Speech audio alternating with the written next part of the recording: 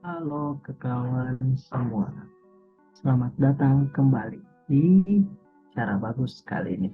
Nah, kali ini tentu masih bersama dengan Bro Ardiman. Bro, jadi kali ini kita akan di luar membahas tentang teknologi seperti biasa, kita coba bahas Betul. entertainment dan sangat menyenangkan. Bro Ardiman akan juga memberikan nanti, karena kan sebenarnya ini kita akan bahas soal film. Nah, filmnya Ya, bukan betul. film biasa, saat ini masih tayang di bioskop, dan kawan setelah mungkin nonton video ini silakan nonton lanjut ke bioskop. Jadi kalau bahas bro, ternyata ini sequel ya, ini adalah Ya, film lanjutan untuk keduanya. Jadi sebelumnya ada. Nah, kita akan bahas film tentang Mangku Jiwo. Jadi di 26 Januari telah dirilis film Mangku Jiwo 2, Mangku Jiwo 2 di bioskop seluruh Indonesia. Nah, melanjutkan film pertamanya, Mangku Jiwo 2 akhirnya selesai diproduksi dan siap menyapa pecinta film horor di seluruh Indonesia. Proses syuting sendiri, kalau dilansir dari beberapa media, garapan Ashar Kinoy Lubis ini mulai dilakukan sejak Oktober 2002 kemarin. Lokasi syuting Mangku Jiwo 2 sendiri itu berada dilakukan atau di tiga kota, Solo, Semarang, dan Jakarta. Sejak film pertama dibuat, kurang lebih 2 tahun sudah penonton menunggu kelanjutan kisah Mangku Jiwo ini. Disebutkan bahwa sequel ini meneruskan kisah dari film Kuntilanak yang sudah digarap sebelumnya. Latar tahun 70-an diambil sebagai setting waktu Mangku Jiwo. Dua, untuk naskah sendiri dipercayakan kembali pada Dirmawan Hatta. Pihak rumah produksi sudah merilis trailer serta poster resmi Mangku Jiwo 2 yang menampilkan semua pemain utamanya. Di posternya itu tuh, waduh, kalau saya secara pribadi sih melihatnya kok menyeramkan sekali ya. Mungkin karena saya bukan pecinta, mungkin bukan pecinta horor akut atau pecinta horor sekali, makanya kalau lihat posternya saja menarik sih, tapi kok kayak menyeramkan sekali. Penonton pun makin tak sabar tentu untuk bisa melihat aksi keji para pengikut sekte sesat tersebut. Nah, sambil menunggu tayang, simak dulu nanti trailer-trailer sudah banyak itu bro. Mangku ya Jiwodo betul. yang juga menceritakan tentang awal mula lahirnya kuntilanak. Nah, baru saya tahu ternyata film pertama dan kedua ini memang menceritakan lahir kuntilanak. Saya kira kuntilanak ini di film Susana saja di zaman masih zaman itu. Mungkin saya sudah nonton film kuntilanak di Betul, sana. betul. Melanjutkan kisah Mangku Jiwo yang dirilis ya 2020 lalu. Mangku Jiwo berkisah pada sosok Protoseno dan Cokro Kusumo. Nah, keduanya saling berseteru untuk memperebutkan loji pusaka hingga keduanya memendam dendam satu sama lain. Pada film sebelum Cokro Kusumo merupakan musuh, Brotoseno meninggal secara misterius. Misteri kematian Cokro Kusumo menjadi sorotan dalam Jiwo 2. Selain itu, Brotoseno ternyata ingin membangkitkan kuntilanak dengan medium pesugihan. Usahanya ini dilandasi nafsunya untuk bisa membalas dendam. Selain itu, Hanuma alias Uma yang merupakan anak Kanti yang diselamatkan oleh Brotoseno sesaat setelah Kanti bunuh diri masih akan muncul. Dia akan menyaksikan berbagai kebengisan manusia dengan semua kesalahan dan nafsu untuk balas dendam. Mangku Jiwo 2 akan mengungkap alasan Brotoseno membangkitkan kuntilanak serta apa yang akan terjadi jika pengilon kembar disatukan. Jadi ingin tahu apa alasan dari Brotoseno untuk membangkitkan kuntilanak dan bagaimana jika pangilon kembar disatukan, maka tentu nonton dan masuk saja ke bioskop. Tapi mungkin sebelum itu ke bioskop, mungkin ada berawal. Ya, jadi kalau melihat dari settingan cerita memang pada sequel yang pertama aja, itu kan bisa dibilang, saya nggak tahu ya apakah ini cocokologi atau gimana ya, tapi memang nama yang berada yang menjadi kuntilanak itu namanya Kanti. Jadi saya nggak tahu ya, jadi Kanti, terus anaknya itulah yang ada di sequel yang kedua itu. Jadi yang cewek yang di depan itu siapa lagi? Yang artis itu yang Abigail kalau nggak salah ya namanya. itu kan dia itu Uma, anaknya anaknya si Kanti. Jadi ceritanya kalau di sequel pertama memang diceritakan bahwa Kanti memiliki hubungan gelap dengan Cokro kan. Jadi karena hubungan gelapnya itu lahirlah si Uma. Si Uma ini ternyata, tapi lepas cerita si Uma ini ternyata taunya ayahnya itu Brotoseno, bukan Cokro. Jadi Uma taunya bahwa ayahnya Brotoseno, sehingga Brotoseno ini punya agenda di mana supaya Uma bisa menjadi kuntilanak berikutnya untuk membalaskan dendamnya, yaitu membunuh Cokro.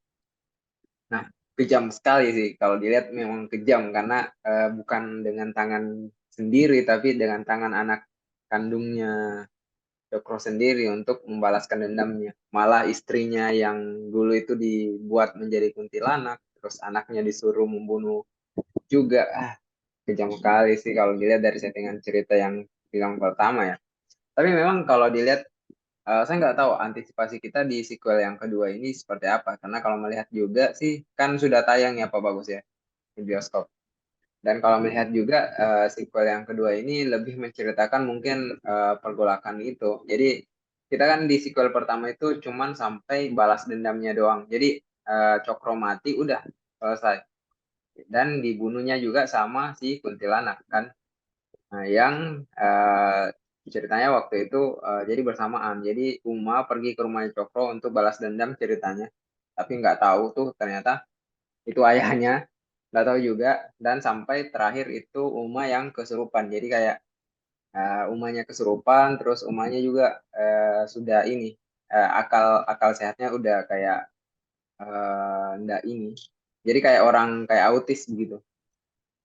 Nah, saya nggak tahu apakah di sequel keduanya itu dia sudah kembali normal, jadi sudah memiliki akal seperti remaja pada umumnya, atau dia masih sifatnya kayak autis gitu yang mudah dirasuki dan lain-lain. Karena pada sequel pertama itu begitu.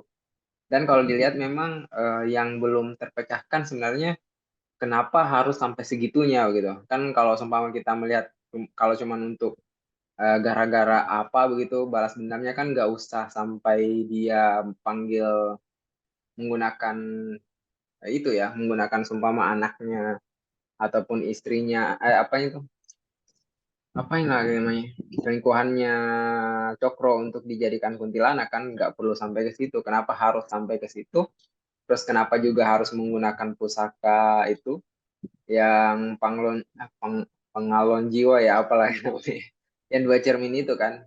Terus pada akhirnya kan cermin itu di akhir sequel yang pertama sebenarnya sudah dimiliki sama Broto Seno. Saya nggak tahu kenapa di akhir sih. Mungkin karena harus lanjut dulu kan di sequel kedua baru dia mau satukan itu cermin. Tapi sebenarnya di akhir sequel pertama itu sudah dipunyai dua-duanya. Jadi saya juga nggak tahu kenapa masih tidak disatukan keduanya. Karena pada akhirnya kuntilanak itu siang si Kanti hanya bisa keluar dari cermin itu. Jadi kayak ada patoknya. Jadi ada patok yang kalau patoknya dilepas, kuntilanaknya bisa keluar. Jadi kalau patoknya di kunci kembali itu baru nggak bisa keluar. Kalau nggak salah di cerminnya gitu. Nah, kalau ini dua cermin, ini saya nggak tahu yang satu cermin fungsinya apa, tapi yang jelasnya yang satu cermin itu yang kepunyaan Brotoseno begitu. Jadi kuntilanaknya bisa keluar kalau dia buka patoknya. Seperti itu sih Pak Bagus. Kalau melihat ininya. Kita sih sebenarnya menunggu antisipasinya di cerita sequel kedua, karena pada akhirnya kalau melihat dari jenis-jenis film ya, kalau sequel pertamanya bagus, antisipasi di sequel kedua pasti sih orang pasti kayak gimana ya, harus lebih baik dari sequel pertama kan. Dan apabila ternyata tidak terlalu baik ataupun ternyata ini maksudnya agak janggal, itu pasti orang merasa bahwa nggak worth it nih. Jadi tunggu yang film yang seri kedua, karena itu pasti dari seri kedua pun kalau semua memang masih panjang pasti ada lanjutannya lagi kan, seri yang ketiga kalau memang dia trilogi. Karena biasanya kalau film-film yang lanjut-lanjut itu trilogi kan. Ya, kalau mendengar dari cerita Iman sih sepertinya menyenangkan, dan kita harus juga bersiap untuk bisa menyaksikan yang kedua. yang sudah berjalan mungkin sekitar seminggu kali ya setelah pemutaran Ya, saya perdananya. juga belum nonton Nah, soalnya. ya, saya juga makanya kita bahas ini supaya sama-sama penasaran ya ke kawan, supaya kita bisa berlanjut untuk menontonnya dan sama-sama deg-degan, sama-sama merasakan wah adrenalin. Kan kalau film apa namanya? Film bioskop terus dia jatuhnya adalah eh, film horor, biasanya Ya, seperti itu. Adrenalinnya menjadi lebih cepat, kita dibawa ke suasana yang lebih menakutkan.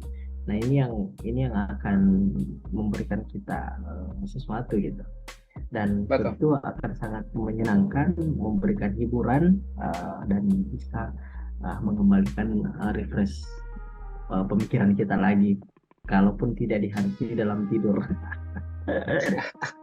Yakin itu sih bro.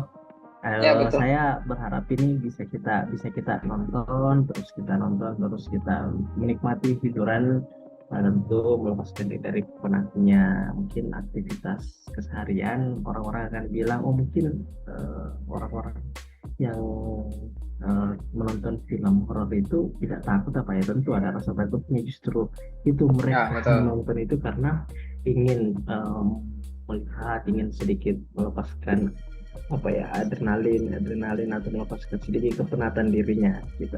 Ya. Jadi film Mangku Jiwo 2 ini untuk kawan semua silahkan nonton, sangat menyenangkan tentunya.